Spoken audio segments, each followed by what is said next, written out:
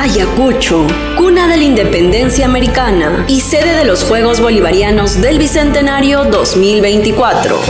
Da inicio a una nueva historia que cambiará nuestras vidas. Estamos seguros que no hay nada imposible.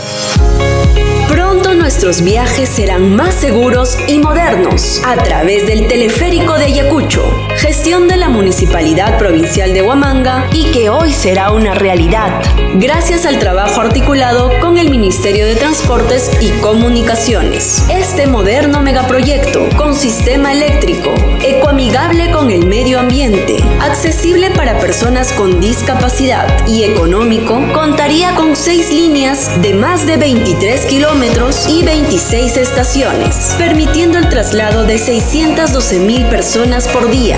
Las cabinas estarían aptas para 10 pasajeros, lo que permitiría que todos viajen cómodamente sentados y sin complicaciones. Además, acortaría espacios y optimizaría el tiempo para poder compartir con los que más queremos. Modernidad y tecnología para las familias ayacuchanas a través de 6 líneas.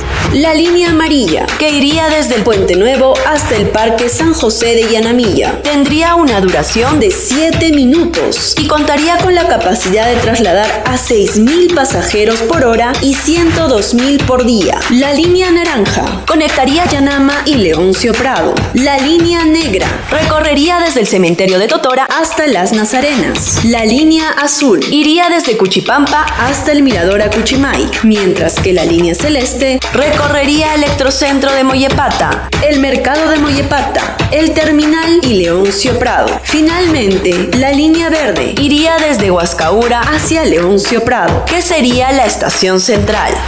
Cada estación permitiría la descentralización y la reactivación económica, con stands para la venta de productos artesanales y de la región, además de bancos y otras entidades. Es así que Ayacucho se convertirá en la primera región del Perú con un moderno transporte urbano que permitirá la recuperación de nuestras calles y mantendremos vivo el legado como ciudad creativa ante la UNESCO. Teleférico Ayacucho, juntos al Bicentenario.